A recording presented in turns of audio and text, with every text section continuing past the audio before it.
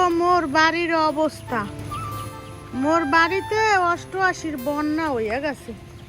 ওই দেখো পানি কি অবস্থা, পুরো বাড়িতে পানি বইয়া গেছে গা। দেখছো কই যে জঙ্গলে থাকি বিশ্বাস তো করো না। এখন দেখো কি অবস্থা মোর বাড়ির। মোরা এই বন জঙ্গলেই থাকি বুঝছো। দেখো মোর স্বামী কত বড় ফল আনছে। এটা কি ফল দেখছো? এর নাম হলো ট্যাং ফল, ফ্যাশন ফ্রুট। এই ফ্যাশন ফ্রুট নিয়ে আইছে। এরপরে কাঁঠাল আনছে। কাঁঠাল দেখাই না, অনেকে দেখতে গেলে মন খারাপ করে।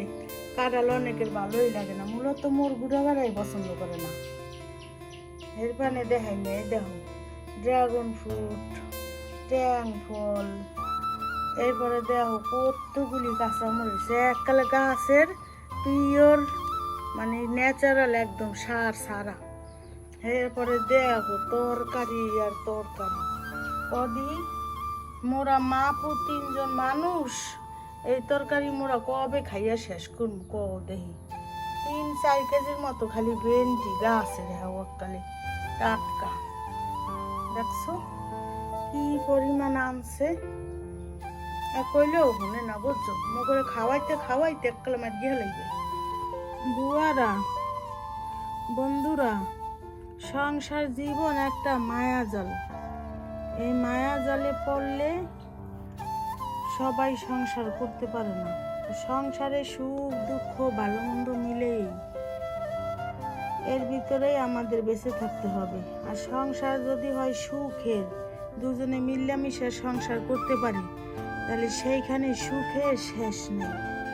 অল্পতে তৃপ্তি থাকা, অল্পতে সন্তুষ্ট থাকা, আল্লাহর কাছে শুকরিয়া করা। আল্লাহর কাছে যত শুকরিয়া করবা আল্লাহ তত রিজিক বাড়াই দেবে। আলহামদুলিল্লাহ আলহামদুলিল্লাহ। আল্লাহ রিজিকের আমার কোনো কম রাখে নাই, যথেষ্ট রিজিক দিয়ে রাখছে।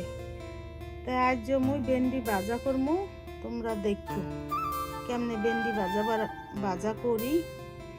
তোমরা তো সবটি ভেন্ডি ভাজতে জানো, তো মোর ভাজা কেমন হয় একটু দেখো, দেখা মোরে জানাবা। বন্ধুরা এই কাঁচা মরিচ মুই সংরক্ষণ করলাম বুঝছো। এত মরিচ তো আর খাইয়া শেষ করতে পারবো না। তো মোর গাছেরও কত মরিচ আছে, হ্যাঁ মুই বাড়ি বইটা ফ্রিজে থুইছি। আর এইও মুই এই যে ডিপের মধ্যে একাল সুন্দর করে থুইয়া দিন।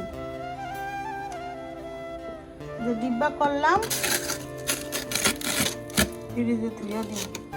এই দেখো মুই মোর গুড়াগাড়ার লেগে সিঙ্গারা বানাই থুইছি। যখন খাইবে বাইর করে একাল বাচ্চা খাইলে হইবে। এই মরিচ সংগ্রহ করে রাখা দিলাম। এই মরিচ অনেক দিন যাইবে। আমার যখন খুশি তখন 2-4টা বাইর করে তরকারিতে দিলেই হইবে। এককালে স্বাদ মজা সব ঠিক থাকবে। তো ভেন্ডি ভাজতে আসি। এই দেখো শুকনা মরিচ আর কটা জিরা দিয়ে দিলাম।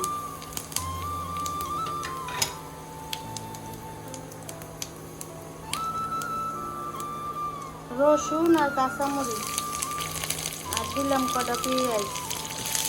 বেশি করে তেল দিয়া এরপরে ভাজতে আছি বুঝছো। বেশি তেল দিলে ভালো হয়, ভেন্ডি ভাজা মুচমুচা হয়।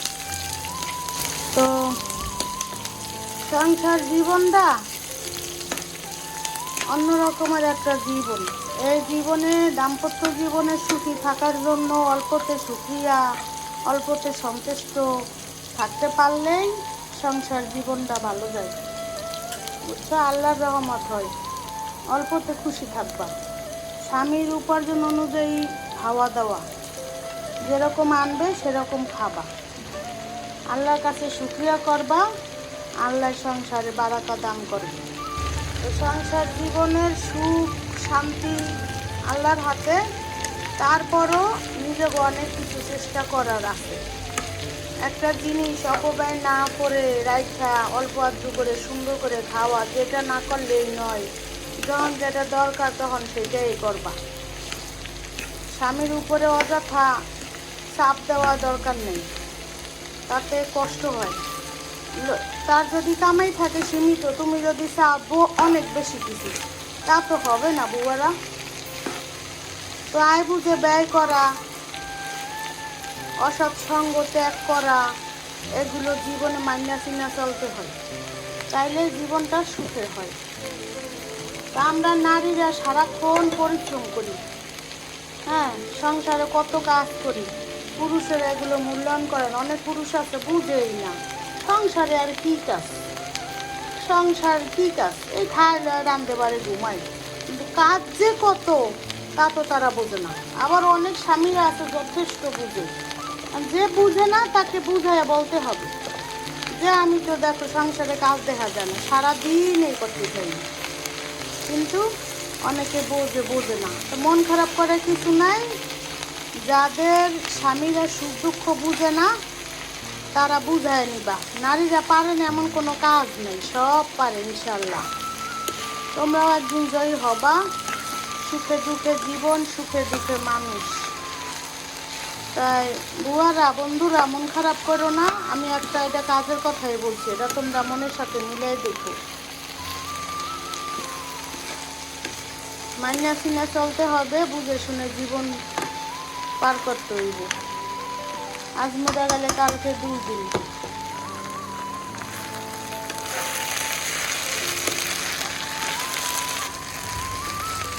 হালাল কামাই অল্প খাইয়া বাচ্চা থাকাও ভালো হারামের চাইতে। স্বামী করে অতিরিক্ত চাপ দিলে তারা হালাল গাইটা হারামের দিকে ঢুকতে, কারণ সংসারের সুখের জন্য তারা তো চেষ্টা করবে। তো এই কারণে বলি বুয়ারা, বন্ধুরা, চাপাচাপির দরকার নাই, অল্প খাও, সুখে থাকো, আল্লাহ ভালো রাখবে, আল্লাহ তোমাদের জীবনে বারাকা দান করবে। ভেন্ডি ভাজা, ভেন্ডি বাজার একটু তেল রয়ে গেছে, এই তেলের মধ্যে একটু মরিচ পেঁয়াজ ভাজা লইতে আসি, বুঝছো? এই দিয়া এখান থেকে একটু ভেন্ডি উঠাই আবার ভাজি করবো, এই ভর্তা বানাবো আর কি। তাই একটা ভেন্ডি দিয়ে 2টা তরকারি হয়ে গেল না, তোমার ভর্তা হইলো, ভাজি হইলো। এটা হইলো কিছু টিপস। একটা জিনিস, একটা যে কোনো সবজি দিয়ে 2-3 রকমের খাবার তৈরি করা যায়।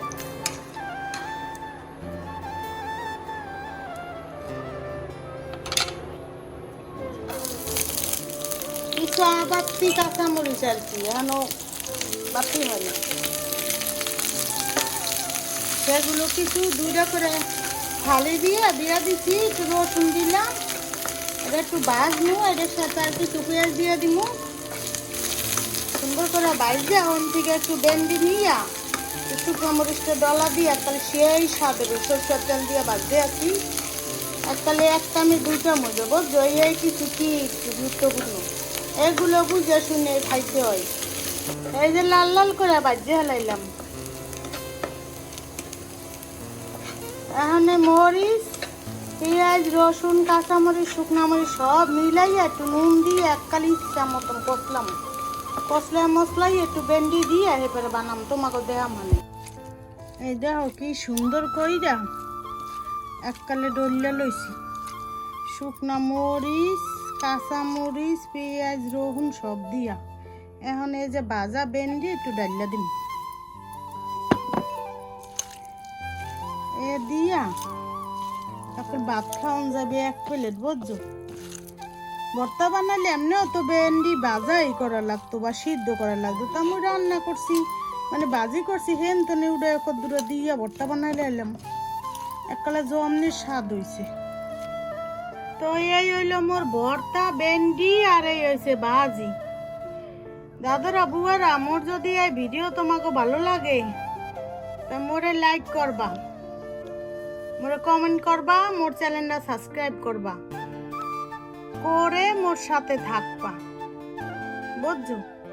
মোর সাথে থাকলে হলে মোরে নিত্য নতুন ভিডিও তোমরা দেখতে পাবা। মুই যাই বানাই গ্রামগঞ্জে থাই, হেই তোমরা দেখতে পাবো, বুঝছো? তো মুই ক্ষণিকের লাইফ স্টাইলে তো না আইসি, আবার ক্ষণিকের লাইফ স্টাইলে মুই ফেরত যাই, বুঝছো? মোর জন্য দোয়া করবা, তোমরাও আমি দোয়া করি, আল্লাহ তোমার করে ভালো রাখুক। তো সেই আশায় থাকলাম। আজকের মতো বিদায় নিলাম। আসসালামু আলাইকুম।